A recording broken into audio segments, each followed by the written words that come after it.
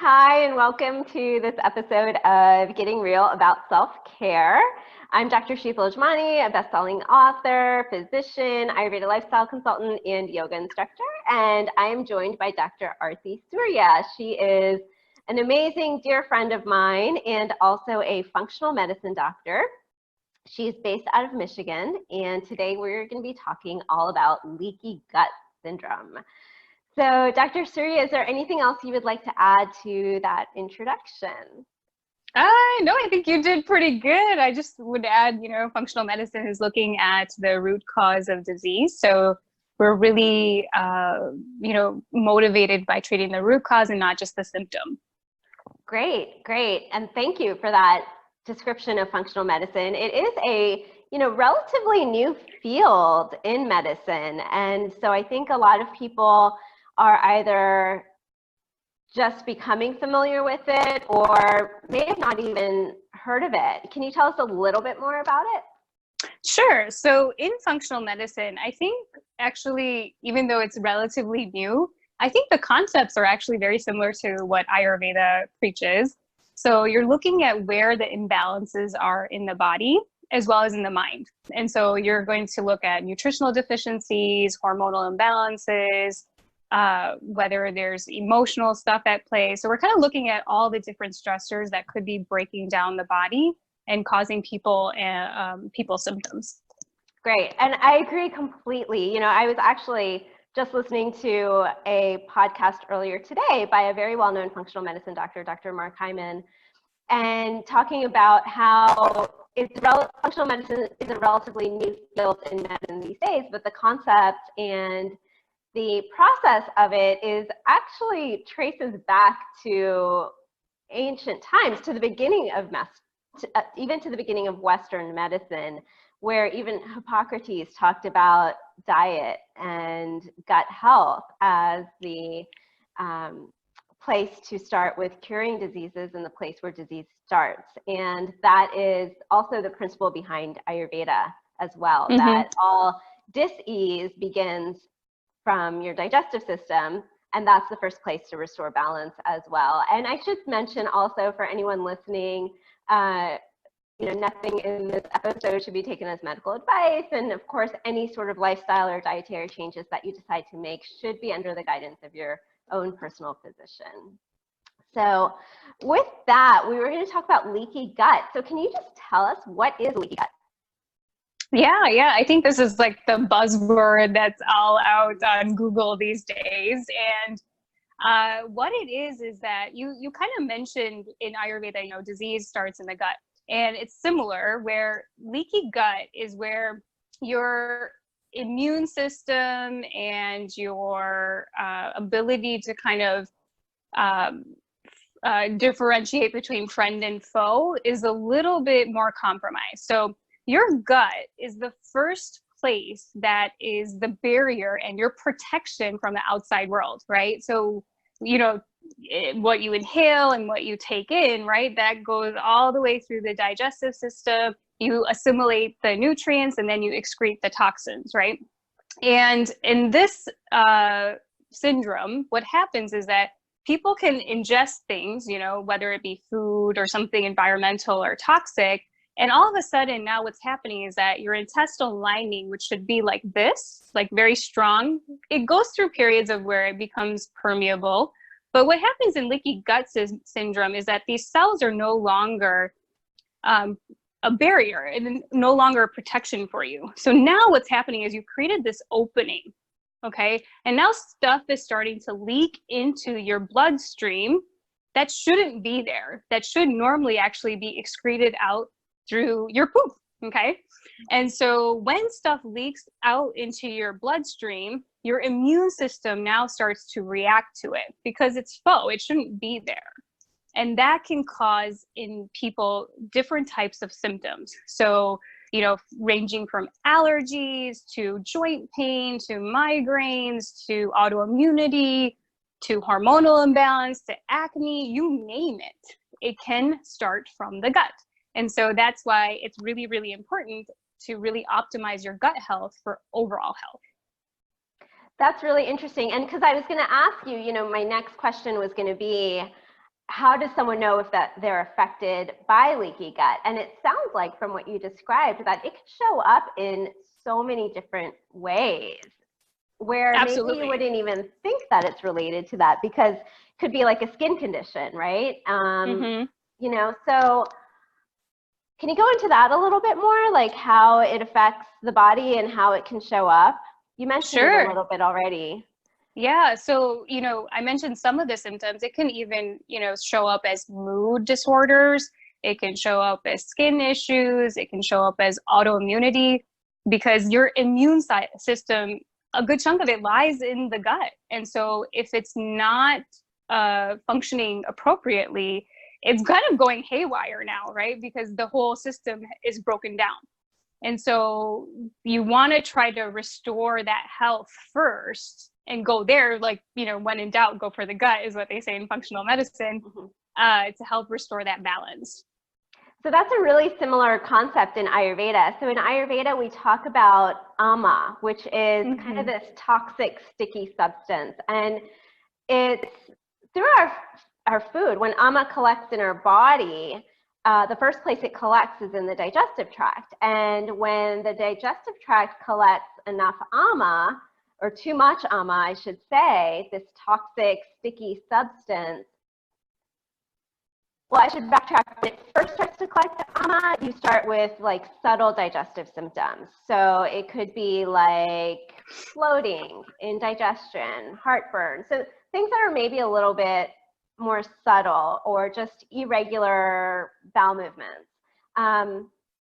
But when that ama builds up more, it goes through to other parts of the body. So similar to how you described it. And the concept in Ayurveda of kind of where it goes to in your body is related to your body-mind constitution and kind of the most vulnerable part of your body.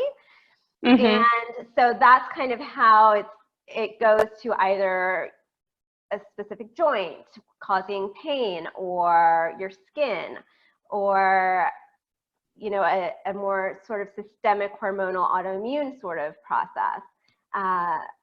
And so that's why, again, kind of no matter what is going on, if you're presenting with symptoms from the Ayurveda perspective, we do need to look at your food and your digestive health and your digestion. And it sounds like that's really similar in functional medicine as well, so that kind of this can show up in lots of different ways, but you still go to the gut first, is kind of what I'm collecting from what you said before. And when you mention this, the mind-body concept, you know, in different people, it may show up as autoimmunity or rash or whatever. It seems like it could be that's what your genetic, from a functional medicine point of view, is like your genetic predisposition to, you know, developing certain diseases. Because you can see that it runs in families too. Right. Which is fascinating, and that could be a whole topic in itself, of kind of ancestral kind of passing on of not only physical ailments, but also emotional healing, and emotional wounds can kind of pass on through generations. But that could be a whole topic in itself. But that's an interesting point too. So tell me, when you see someone who is presenting with, you know, any one of these sort of symptoms that we talked about, you say kind of, you know, you go to the gut first. So what are kind of some general, and of course everyone is individual and unique, and when you're addressing the root causes, I know that you have to create a very individualized plan, but is there any sort of kind of general guideline you can give to someone if they think maybe something like this is going on? Is there something they can kind of do or try at home to see if there's an improvement in their symptoms? Absolutely.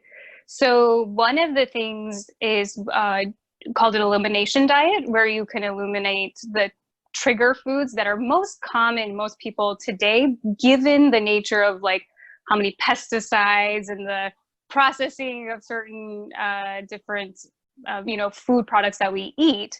So eliminating these foods, the big triggers are gluten, dairy, soy, corn, because of the processed sugar.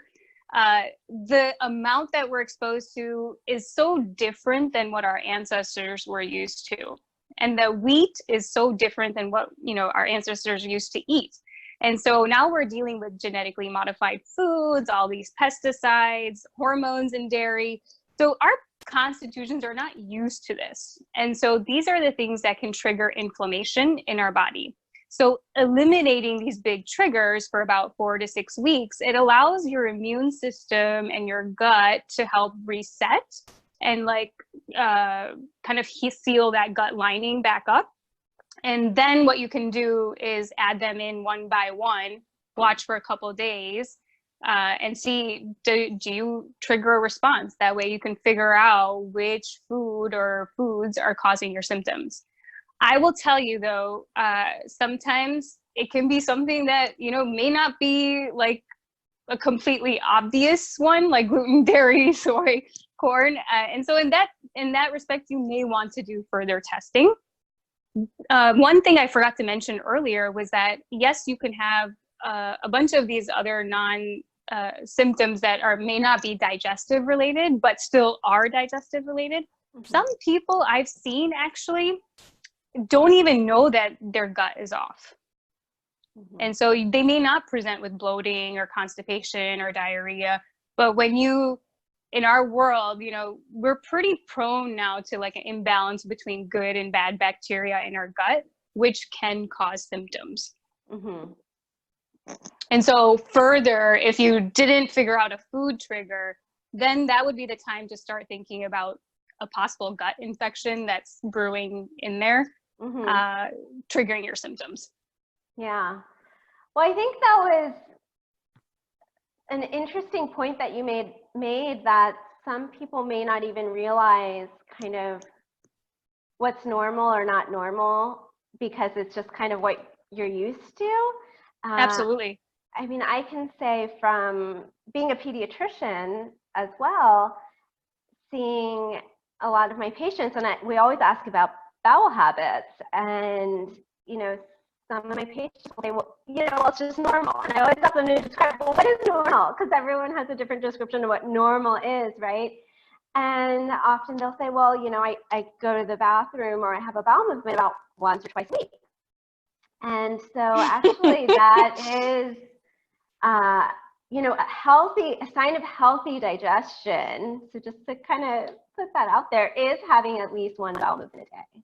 And Absolutely. So I think just kind of recognizing what is normal versus not normal, and without going into too much detail, I can say just from my own experiences of kind of before I discovered Ayurveda and after I discovered Ayurveda, there was kind of what I felt was normal for my digestion because I just didn't know any different. And then once I started to adopt these concepts, that actually changed quite a bit. And mm-hmm. so sometimes you don't realize it because it's just like how you've been living for so long. Mm-hmm. And then you try something like an elimination diet or some of these other concepts in Ayurveda to boost your digestion, and you notice a difference. And sometimes that's kind of when you find out. And then Ayurveda says, and I believe functional medicine is similar. You're kind of looking at the whole system. And so by working with the digestive system, I often will describe to clients when I'm working with them on Ayurveda that we're going to do some things to restore balance to your body as a whole. And part of that is digestion, and part of it is other sort of lifestyle factors. The improvement of your symptoms, whether that's a skin condition or chronic pain, is almost like a side effect. Yes. Of just getting yourself, your body, mind, spirit, emotions aligned. Mm-hmm.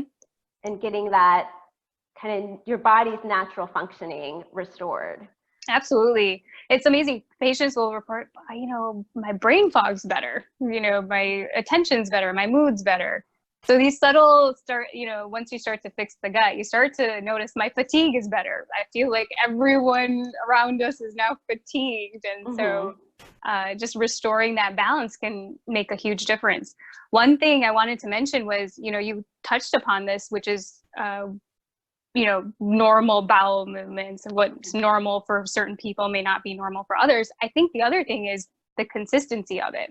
And so I can probably post this later, but, you know, just looking at a Bristol stool chart, just seeing, you know, what does my, you know, poop look like, and making sure that it's in the normal range rather than, you know, versus constipated or loose, can give you hints about your overall health. Yeah, definitely. Definitely. And there is some, you know, even in Ayurveda, depending on your body, mind, constitution, of course, there is some variability in what your digestion looks like and kind of what's normal for you. So there is some variability, but we do live in an age where, and again, I can say this because I see this in children so much in my work as a pediatrician, where constipation is just so prevalent. And so it just kind of, and that's why I wanted to kind of put that out there, that no matter your body, mind, constitution, you know, having a bowel movement daily is a sign of healthy digestion. And it can vary, like how, you know, once a day up to 3 times a day, that can all be healthy, but that's a sign of strong digestion. So I have another question for you. So you described kind of something that people can try at home if they think that they may be experiencing symptoms related to gut. What would happen and what would be kind of the next steps if they were actually to go to you, a functional medicine doctor? What sort of things would like a visit with you entail in terms of next steps? Absolutely. So it would depend on whether those symptoms were resolved or not with that particular diet that they tried. But nutritional, looking at your urine for a full nutritional panel to make sure there's no deficiencies going on. And if people are still struggling with gut issues, it's, you know, gut infection is rampant. At least I know I'm seeing a skewed population, but I will tell you, we catch it on so many people. And the reason it gets kind of dismissed a lot by other doctors as IBS, and or it's just in your head. And, you know, patients are frustrated, and then they're like, you know, maybe it is in my head, and they get frustrated, you know, they just, you know, sad, they give up hope. But then it's like, you actually tease out, you know, they could have, you know, a history of travel or, you know, lots of stress in their lives, and that can imbalance their gut and set you up for infection. And so when there's a raging infection in the gut, that's usually what I end up ruling out or ruling in. And then treatment would be based on what type of, you know, infection that is, and treat that appropriately, and then build them back up from there using, you know, antibiotics and natural herbs and kill agents. Okay, great. Yeah. That's very helpful to kind of know, you know, what the next steps would be and would look like. From an Ayurveda perspective, one of the ways that we kind of deal with the buildup of ama and these toxins in the gut is to strengthen your what we call digestive fire, which is the Agni. And so one of the things that we focus on is, yes, kind of like an elimination diet, eliminating, you know, the toxins, right? Because we have to eliminate kind of from putting in more into the system that's going to build it up, as well as boost the digestion. And so some of the things that, a couple of my kind of favorite sort of easy go-to tips, well, I say easy, they may not be easy for some people, and I understand that. But in terms of maybe not time-consuming sort of tips that people could try, one is avoiding drinking any ice-cold drinks. And that's a big one. And in our American culture, it's so common. You go to a restaurant, the first thing you get is ice-cold water on your table, or you get a soda, you get ice-cold, right? And so that's kind of the number one thing. Ayurveda says that drinking any sort of ice-cold beverages really dampens your digestive fire, and it makes it harder for your body to assimilate and digest food. And so, it makes sense because it constricts your blood vessels, and if you don't have blood flow, you're not going to have optimal digestion. Exactly. So it makes total sense, even from, you know, the modern science perspective of knowing how the body, of just knowing how the body works. And so that's like my number one tip for people is if you can get out of the habit of drinking ice cold water when you go to restaurants. And I just go and when they ask what I want to drink, I say water, no ice. Or sometimes I'll just ask for a hot cup of water with lemon. So that's kind of one of my favorite, like, go-to. I think that's one of the best tips you could ever give anyone. Yeah. And the other is not to drink too much of a quantity of liquid with your meal. So, because too much water will also kind of dampen the fire. I mean, if you think of a fire in nature, it needs some moisture, right? It needs some oil. But if you pour a lot of water on a fire, the fire's going to go out. And it's the same thing with your digestion. It's the same concept. Yeah. You know, that point actually makes me think of something that's so common in our Western society now is you're talking about fire. And from the functional medicine perspective, to me, that means your acid production and your digestive enzyme production when you eat. Now, reflux is a common thing that most people kind of just easily pop a pill and just dampen the acid production. Now that is okay for just, a short amount of time, but if you're constantly have reflux and you're constantly suppressing that acid, you're not creating a good environment for digestion. If you don't digest well, that sets you up for dysbiosis or imbalance between good and bad bacteria, yeast, fungi, and then that can lead to infection itself. So it's like a bad cycle. Right. Yeah, definitely. So, right. And so really, again, that could be a whole nother episode. I know. I just saw a patient this morning. I'm sorry. It's like fresh in my mind because I saw a patient this morning and he was just been on, acid suppressors for so long. And I'm like, oh boy, like this is going to take some time to unravel. Right. And because again, that's something you want to look at root causes. Like what is causing that in the first place? The food, is it the foods that we eat? Probably a big part of it. Stress, probably a big part of it. Absolutely. So interesting. Well, any other sort of kind of take home points that you would like our listeners to get from this talk? Listen to your body. So all of your symptoms are there to tell you something and to tell you that there's something off balance. So pay close attention. I think that's one of the beauties of Ayurveda because it really teaches you to be connected. And so I think Western medicine is kind of, taking to that now, the whole mind-body concept. I mean, you and I think, briefly talked about this earlier where we were like, you feel an emotion, you're nervous about something, you feel it in your gut. So, there is a connection between the mind and the body. And so just paying close attention to that and trying to address it sooner rather than later so that you can get to the bottom of your symptoms.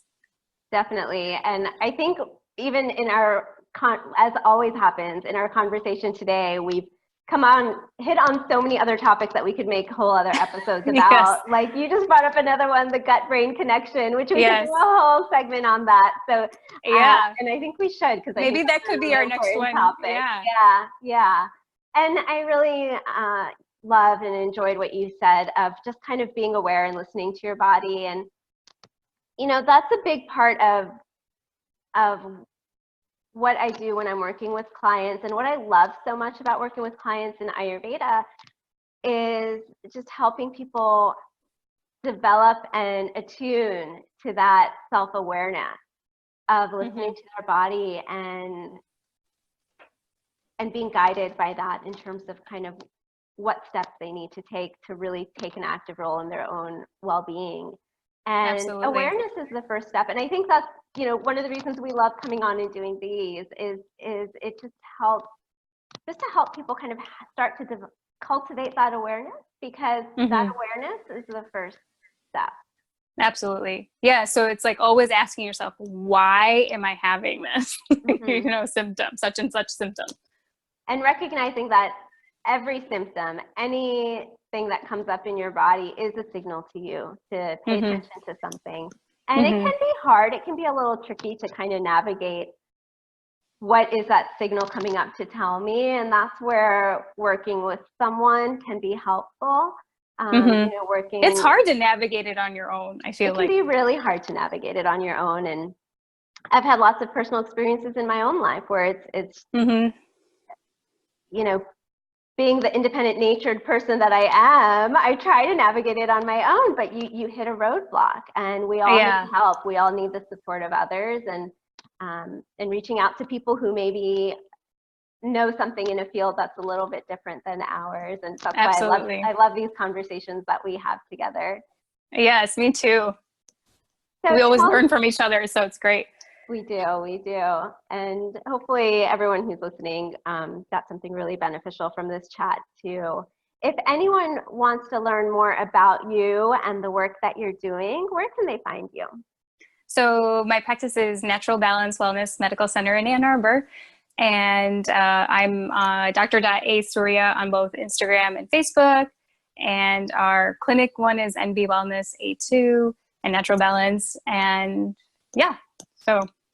Great. That's and me. I believe you have a challenge coming up, which actually your last challenge is what triggered us to decide to do this topic. So back in September, you hosted a 2-week challenge, all online, a gluten-free challenge, which I participated in as well. Yes. And I believe you have another challenge coming up in December. Can you tell us about that? Sure. It's a Curb Your Cravings challenge. It starts on December 4th. So it's after Thanksgiving, but before the Christmas holidays. So kind of clean out your system from all the sugar and the salt from the holidays, and then kind of prep you for Christmas. And I think what will be interesting for some people, whoever decides to participate, is once you clean your system and then you reintroduce some of the junk, you might feel kind of off. So I think it's a good learning and reset for a lot of people. And it's completely free. I can post the link for you. Yes, definitely. When we're done. Definitely. We'll post the link below the video, and yeah, that would be great. I plan on joining. I think that's perfect timing. Yeah. And it's a private Facebook group. So, everyone can keep each other motivated. It's a safe environment. So there's always, I think there's just so much power in community with people sharing their own ideas, like, hey, this is what I do at home. So I learn a lot too. It's really great. The gluten-free one that we did, that I participated in, that you hosted, especially having that closed Facebook group where folks were sharing recipes, and this was my first time doing a gluten-free challenge, so it was really nice to have that support. Great. Wonderful. Well, thank you so much, Dr. Soorya. This was Thanks wonderful. for having me. And then I can't wait for our next talk. Yeah, we'll schedule one, and I think we got so many great kind of launching pads from even today's talk. And so for anyone listening, if there's anything that we talked about that you want to hear more about, please leave a comment, let us know. If there's another topic you want to learn about, let us know. We're totally open and here to just share with you. And thank you again for joining us. Bye.